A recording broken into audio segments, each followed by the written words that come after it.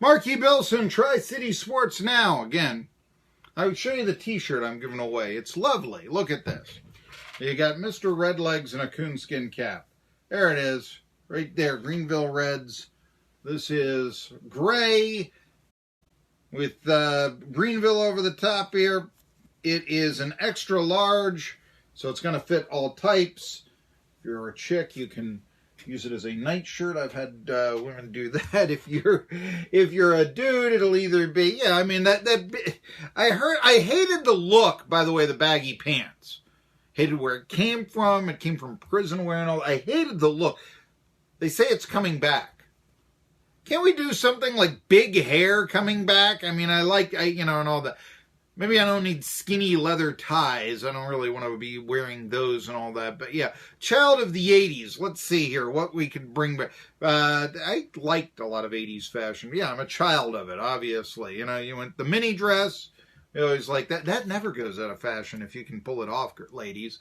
What else was back there? Styles. And I've always enjoyed the big hair. I got to tell you that.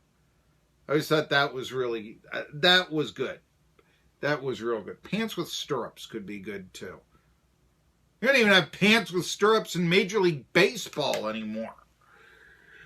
Russia's going to win a game in the World Cup. There's 4 minutes left. They lead Saudi Arabia on Russian soil 3-0.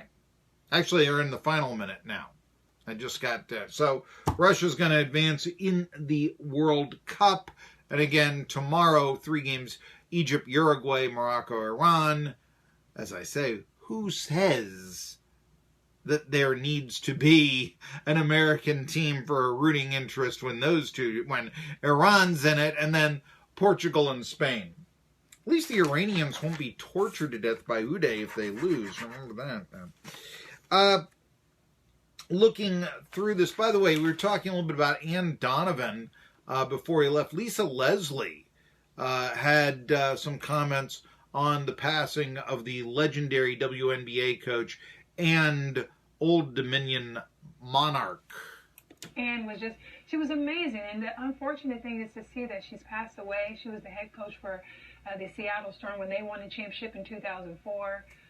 This is a tough loss for women's basketball, but not just for women's basketball, for the sports community. Now, I wanted to also point out that when we were talking a little bit about at the start of the show about the transfers, you're talking about a little bit about baseball, but we also spoke of, and you heard it on Matt Polly's sports updates, how the Cowboys made Zach Martin the highest paid guard in the league, $84 million, 6 years. I guess they don't have to pay Des Bryant or Jason Witten. There's usually still some severance that will count against the cap. But nevertheless, Cowboys, I think as I said, to spend that kind of money on a lineman, I don't think is a good idea. I also believe that, you're looking at a circumstance where the Cowboys right now need to pursue a receiver somehow. They need to, that's the biggest need right now. And I was listening to Colin Cowherd yesterday, and he was talking about the Giants as a dark horse in the NFC East Division. Well, you got to figure it's the Eagles to lose. Redskins are better with Alex Smith, but the Redskins tend to be the Redskins. Cowboys are just going to be Elliott left, Elliott right, Elliott up the middle. Who's Dak going to throw to? But what about the Giants? What about the Giants? 3-13 last year, even depleted themselves defensively. But I don't know if they really need to have a punter.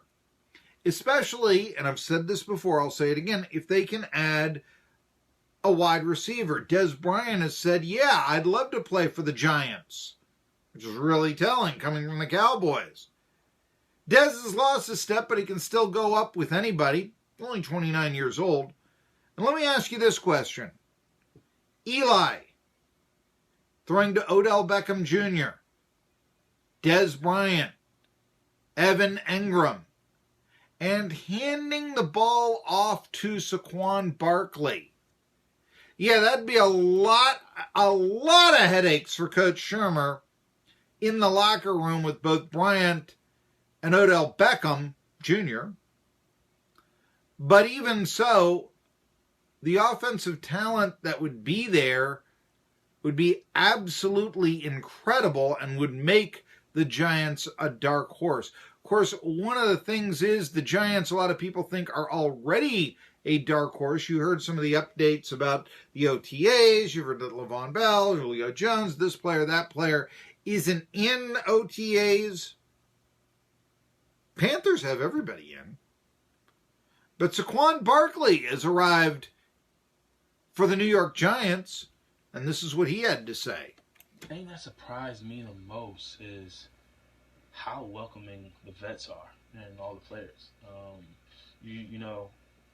I heard a lot from college guys that you're never going to get what you had in the college locker room. But then you hear that in high school, and you hear that from college, and you go to NFL. But then when you get to NFL, the vets, and not just the vets, not like when I mean the vets, I mean everyone besides a rookie. If it was 1 year, 20 years, 10 years, they're just all really so cool and kind of family and just all welcoming. And I'm pretty sure, I really believe that if I ever need anything, I can call any single one of them. That's a good sign. Yeah, welcome. Of course, how much of the future of the Giants is based on Barkley? Oh, yeah, just about all of it. So, yeah, I would think that he would be looked upon as a savior by the name of Saquon Barkley by the returning veterans. Even Odell Beckham Jr.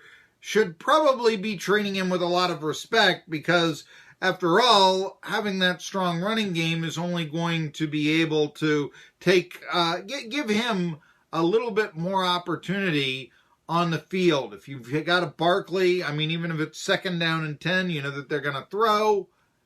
Knowing that Barkley could catch the swing out of the backfield, you might have to put somebody up or not rush the passer quite as well. And that prevents opportunities for number 13 and whoever they're going to flank him with. Tri-City Sports Now, I'm Marky Billson. Will Albright is set to join us here in a few minutes. Let's see here. Wanted to also mention that the Reds just swept the Royals, and there's a new 19-year-old ball player by the name of Juan Soto, who is come out. I was talking about Han Solo yesterday. Read the story on Medium. Actually, had somebody give me a thumbs down on that. Didn't know what he was talking about. Juan Soto, though, knows how to hit. 1-0. Swinging a high drive to right center field deep. Forget about it. Juan Soto has another home run at Yankee Stadium. That one's out of sight. He clears the Yankees bullpen and gives the Nationals the lead 5-4. I think I got his team wrong. He plays for the they both wear red, excuse me. Reds, I said the Reds sweep the Royals, and that's correct. So my mistake, Juan Soto is obviously a Washington National, and he caught the eye of Aaron Boone, the manager of the Yankees. Of that, I'm sure. Well, he's been really good, obviously, since he came up, and from where he started this year to be here, there's good reason, and we got a peek at it tonight. Couple big swings that beat us ultimately, but obviously a good-looking young player. Still, though, even with the victory over the Yankees, the Nationals remain a game behind the Braves for first place in the NL East, thanks to Freddie Freeman. High fly, right field, deep, retreating Bruce, at the track, at the wall, gone!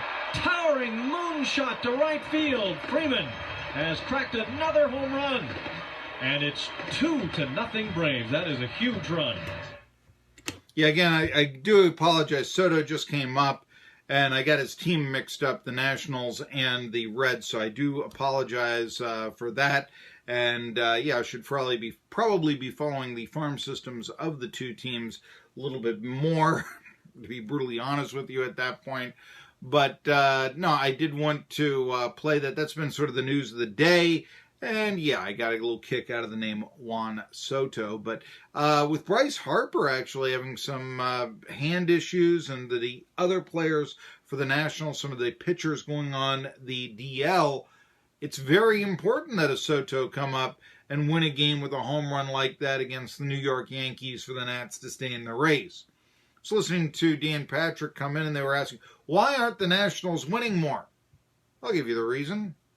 Because it's, they're managed not by the guy in the dugout, not by Dave Martinez, but by Steve Boros, demanding situations and dictations and all this on strategy that the Nationals must employ. He's making sure his clients get paid the most for doing the least. And that really has been the National way. I'm Marky Billson. When we come back, Will Albright, new center for the Tennessee Volunteers, well, in a couple of years. He's going to be long snapping. Won't be the full-time center, but he's coming from Greenville High. And also, in the next hour, I'm going to talk a little bit about two things that have caught my eye. One was a celebration on a high school baseball game. It's been going viral, and it's a great display of sportsmanship. Can you imagine some people are criticizing displays of sportsmanship? Number two, we talk a lot about the intersection of sports and politics and how race comes into the faction there. Is praising the character of, yes, a local product actually racist? I'll allow you to make that decision, and I'll give you the context in the next hour. I'm Marky Billson. It's Tri-City Sports Now.